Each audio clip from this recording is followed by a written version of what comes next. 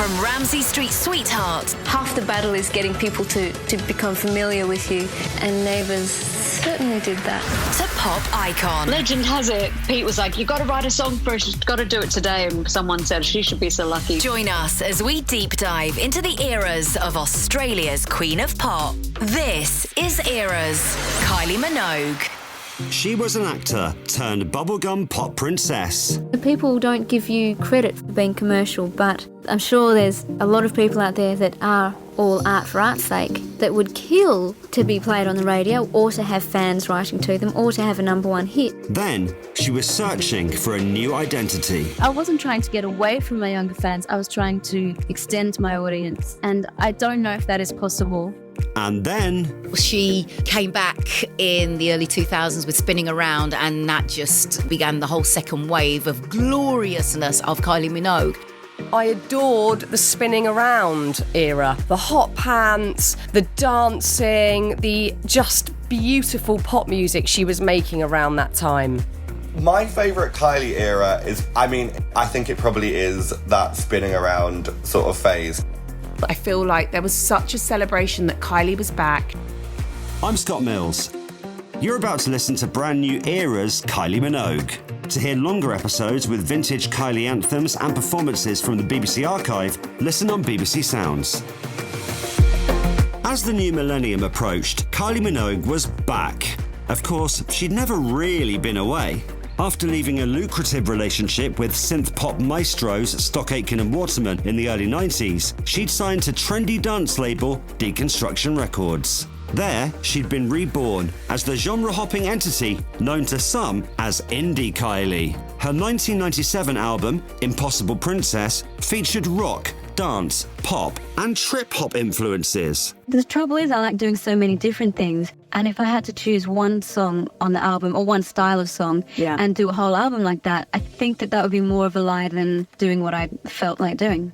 But after parting ways with Deconstruction in 1998, she signed with one of the world's most famous record companies, Parlophone, a big label perfect for a star who was about to go supernova.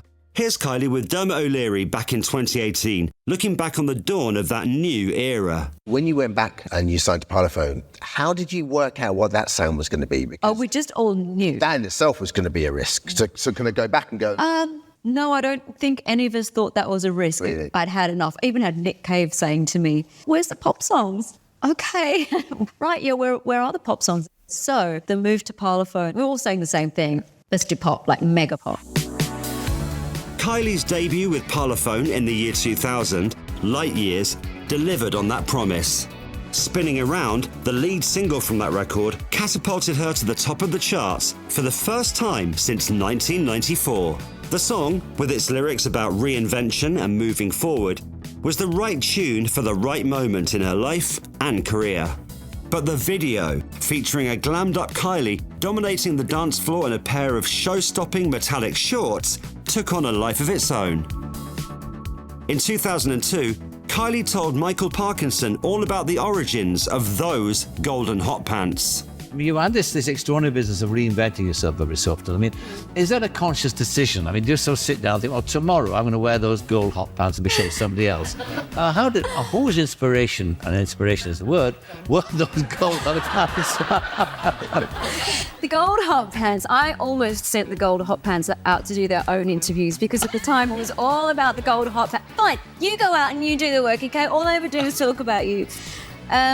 They were just in my wardrobe. My girlfriend had bought them for 50p at some charity store or a market or something.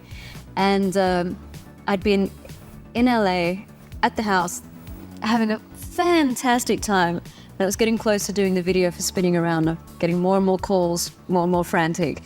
When are you coming back? We need to get this rolling. I arrived 2 days before the video and I was with my creative collaborator and stylist, William Baker. And as usual, we're like, oh, okay. Theme, hot pants and a wink. Yes, that will do the trick.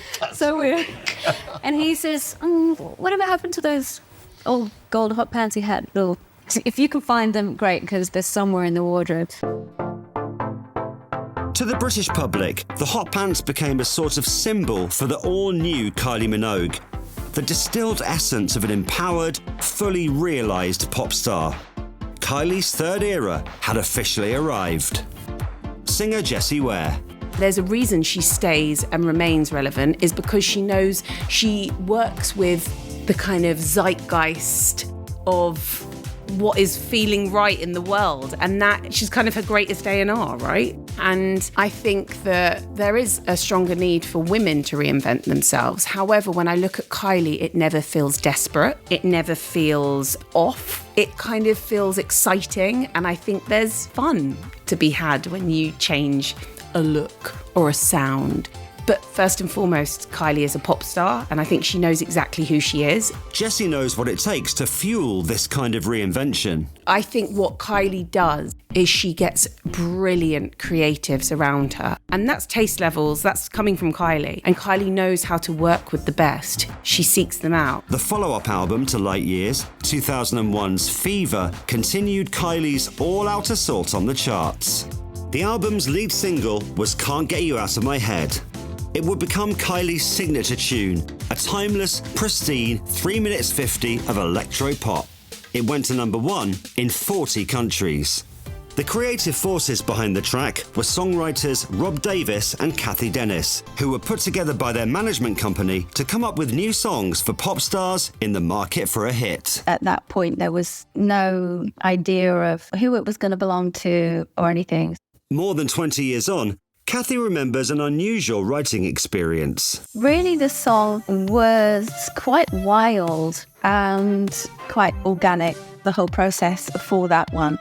We just started off with Rob playing some guitar chords and I came up with a melody. At the time, I'd been writing for some other much poppier artists, and it was really cathartic release to do a session like that where both writers are really happy to just kind of let it happen, because a lot of writers are very controlling.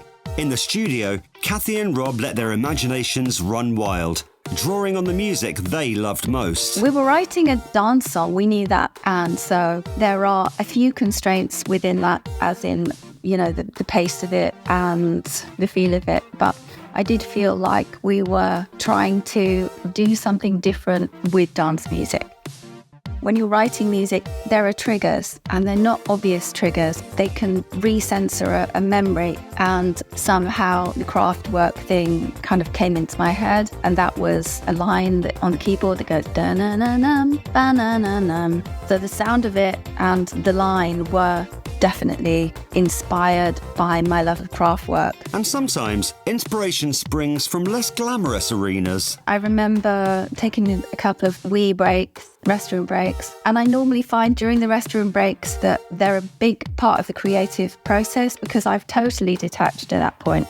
But I remember going to the restroom, and that was where I came back and started doing the la la. So that was from another wee break. Those la la las were the icing on top of one of the most unique pop hits of the decade. But I remember being very pleased with what we'd come out with, although it seemed like it was such an odd song that I couldn't imagine it being a pop song, really. It just didn't sound like anything else. I feel like, to be honest, Kylie's whole career has been one giant experiment, and this was back in the lab again. And another mega-selling hit deserved another iconic video. And when I saw the video, I just began to think, this is kind of like the final piece in the puzzle. When I think of Kylie Minogue, the first image that will pop to my mind is her in the white Miss Jones catsuit, singing la la la la la la la la la la la. Beverly Knight remembers. Just, I mean, that moment with that Kathy Dennis hit, Can't Get You Out of My Head. She not only won over the kind of average casual pop fan, she strengthened her bond with, you know, Kylie fans who had been there from I Should Be So Lucky. But she also captured the, what I would call, chin-scratching music critics. In short, she got everyone, absolutely everybody, came on board with Kylie with that one song. And it set the template for her becoming not just a national treasure in the UK or in Australia, but for being an international superstar. Can't Get You Out of My Head was also Kylie's first top 10 hit in the USA since The Locomotion, 15 years earlier. For Michelle Visage, it was a watershed moment. For Kylie, for me, being an American, I didn't become kind of a Kylie stan until Can't Get You Out of My Head. I know there was plenty of Kylie before that, but that's when I really was like, oh, I like this iteration of Kylie. I love Locomotion Kylie, but this one, Can't Get You Out of My Head, I think was a game changer in America. In 2002, Kylie gave Michael Parkinson her take on success in the States. I bought a house in the States, in LA, because I love going there and no one knows who I am. You know, I'm in department stores and they ask me where the lingerie section is. I didn't know I don't work here, sorry. Long story short, I only went there twice and everything just took off with spinning around a couple of years ago and I haven't stopped. I literally haven't stopped. I might as well have burnt cash. You might need it in the future because you're actually breaking in America now, aren't you? It's looking that way. Yeah. And would that be a major ambition of yours? It would have been many, many years ago, but for a long time now, it's just become lower and lower and lower on my list of priorities. Because I just thought you need to spend so much time in the States to cover and to get yourself known that I couldn't spend a year, you know, Kylie, Minogue. Oh, you're Australian, right? And the hits kept coming. Slow, the Minimalist lead single from 2003's Body Language, entered the UK charts at number 1 and topped the Billboard Dance Chart in the US. But never mind America. She might have been made down under, but it's here that she perfected her craft. And the UK has always kept a special place in its heart for Kylie. Singer-songwriter Jack Savoretti has his own theory on why. I mean, I know, of course, very well that she's Australian, but I don't think of her as an Australian artist. I think of her as an Australian woman, but a British artist. I think there's an eccentricity to Kylie, which is incredibly accessible from a British culture point of view. There is a tremendous amount of eccentricity in British culture. It doesn't like to lock down in one thing. It moves very quickly. It changes very quickly, British culture. If you look at a British pop chart, it's incredible how quickly it changes compared to an American pop chart or any other country's pop chart. If you look at the UK top 10, it's like a revolving door. And it's a revolving door not only of music, but of genres, of styles, of trends. There is no rule. And I think there is no rule applies to Kylie. There is no, you would never buy a Kylie record because you're expecting to hear what she did on the last record, put it that way. But however well she's done in one market or another, there's a borderless community that's always been mad for Kylie. Well, I think Kylie is loved by the LGBTQ plus community for so many reasons. She's always been a friend to us. You know, she has embraced us right from the beginning, and we've embraced her. Actor and Years singer, Ollie Alexander. She has a really special quality to her where she is a star, but she also feels like a pal, like a friend, you know. She's someone who isn't going to judge us. And we've seen Kylie go through so much. We've seen her go through it. The press has put her through it. We've seen so much happen to her, and throughout the entire time, including till now, she has delivered us some of the world's greatest pop songs and greatest moments of pop culture. You know, I'm very grateful to her for those things. And I think we just relate to her in this special way. UK Drag Race star Tia Coffey. It's not just sort of like, oh, the gays listen to my music, slay. There's genuine allyship and working with queer charities and organisations and really being vocal about the support of the LGBTQ plus community as well. Those are such incredibly important things. I just feel like there's an effervescence and a fabulousness about her that queer men and women identify with. Scissor Sisters frontman Jake Shears worked with Kylie on the cusp of his own breakthrough in the UK. I remember It was like, it must have been 2003, 2004. Scissors were putting out our first record, and Scissors were getting offered more remixes. I basically told my manager, I don't want to do any more remixes unless it's Kylie Minogue. And about a week or 10 days later, he came to me and just said, what do you think about working with her? And I couldn't believe it. I couldn't sleep the night before, and I remember she showed up in kind of a leopard print dress that was so beautiful, and she was so warm. We'd had one phone conversation briefly, but just being in the same room with her, suddenly I was just totally relaxed. Together, Kylie, Jake, and his bandmate Baby Daddy magicked up a selection of shimmering pop dance tunes. One, I Believe in You, was one of 2 new tracks for Ultimate Kylie, her 9th greatest hits album. It's really interesting when you're writing with her. She knows exactly what's going to sound good coming out of her mouth. And sometimes an inferior line sounds more meaningful when she sings it. It's the weirdest thing.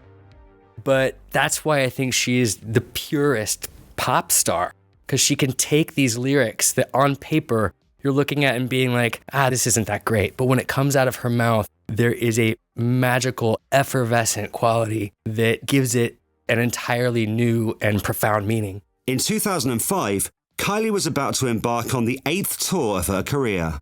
Showgirl, the Greatest Hits Tour, was a triumphant celebration of her work to date, with dates in Europe, Asia, and Australia. The tour's European leg was a roaring success. Tickets in the UK sold out within hours of their release. But while she was in Australia, Kylie faced a challenge unlike anything she'd come up against before. I mean, I was due on stage in 2 or 3 days. I had to have a pretty good reason not to turn up. I remember having a day before we made the announcement and walking around Melbourne with my brother and my boyfriend at the time. And it was so weird because I don't know what planet I was on. I was somewhere else. And yet my body is walking through the actual world at the same time as I'm somewhere else. And I remember being just stopping in a cafe and normal chat. The waiter says, "Okay, how are you guys doing today?" "Good, thanks." And I remember thinking, oh my God, tomorrow this same person will hear the news that I just got yesterday. And it's just how weird that will be. The pop singer Kylie Minogue has been diagnosed with the early stages of breast cancer. This morning, the 36-year-old star postponed the Australian leg of her world tour to begin immediate treatment at her home in Melbourne. But she said she hoped to be back at work soon. Kylie had been in the public eye since her teens. Many of her fans had grown up alongside her. It was frightening. It was a little like earth-shaking because Kylie's like a superhero, so it's really hard to imagine her, getting sick. Her illness and recovery would never be a purely private affair, but her very public diagnosis would have a positive impact on others.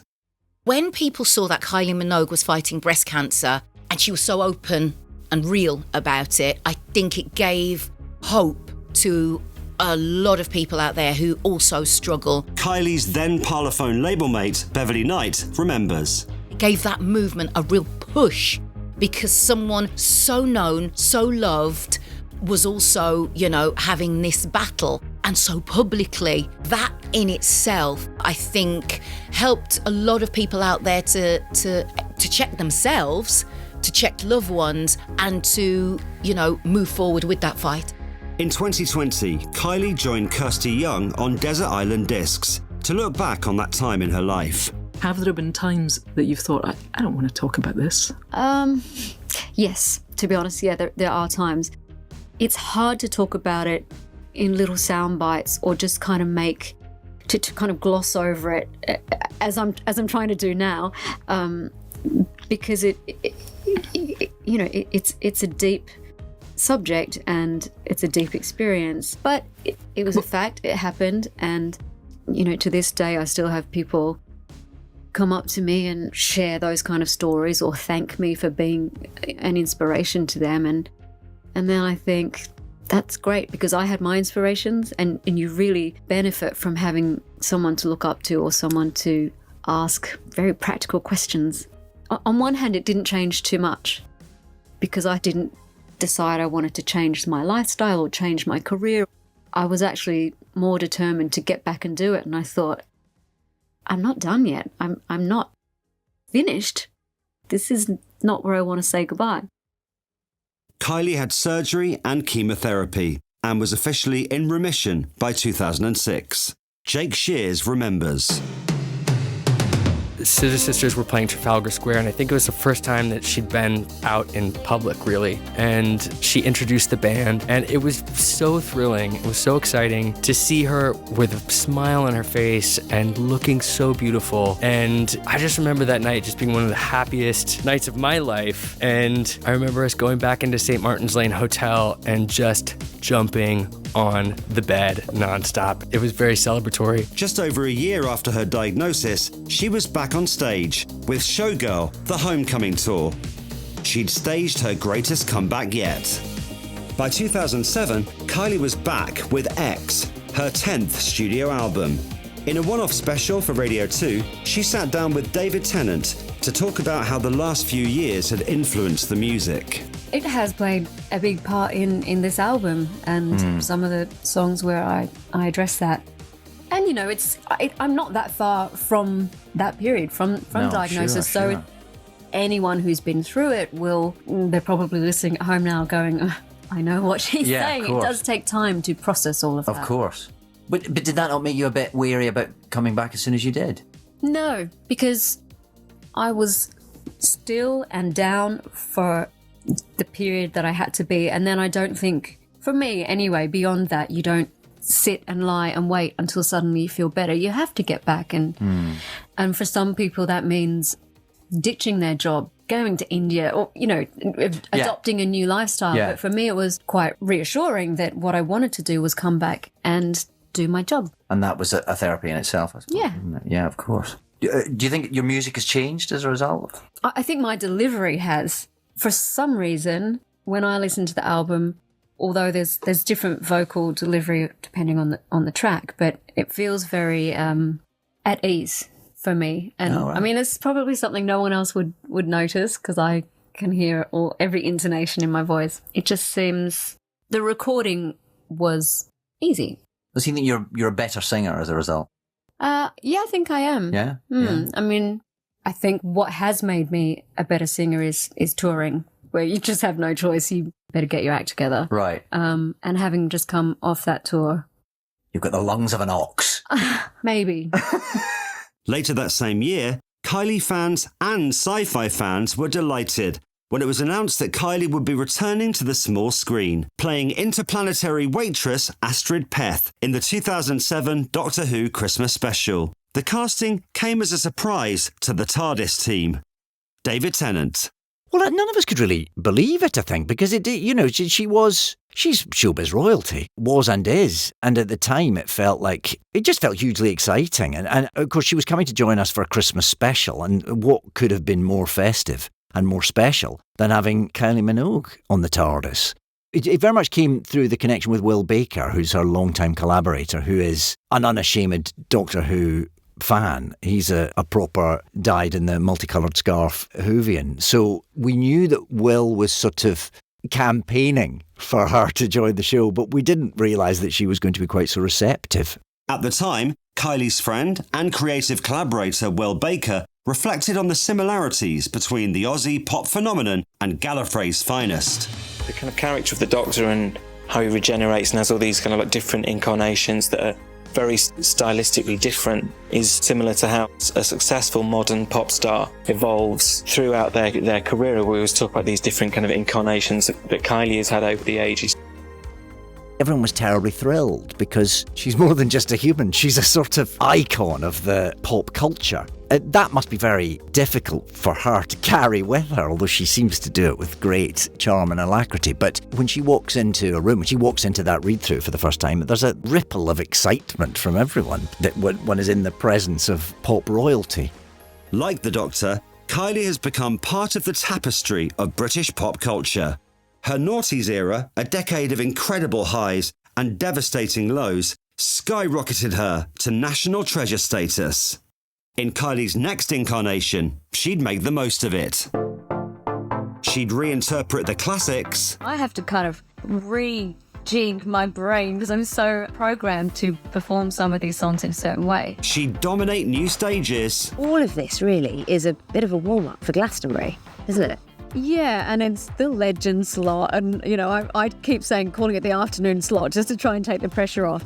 And reinvent herself all over again. Of course, this is another golden era for Kylie. Padam Padam is in my head from the first day I heard it. Why should Kylie be able to continually reinvent and seem relevant, and some of her contemporaries have fallen away? I think this album that Kylie's got coming out is going to be a game changer album for Kylie, and it's the album she deserves. That's next time on Era's Kylie Minogue. For a more in-depth look at Kylie's eras, head to BBC Sounds, where you can hear a version of this podcast in spatial audio and packed with Kylie's music and exclusive live performances.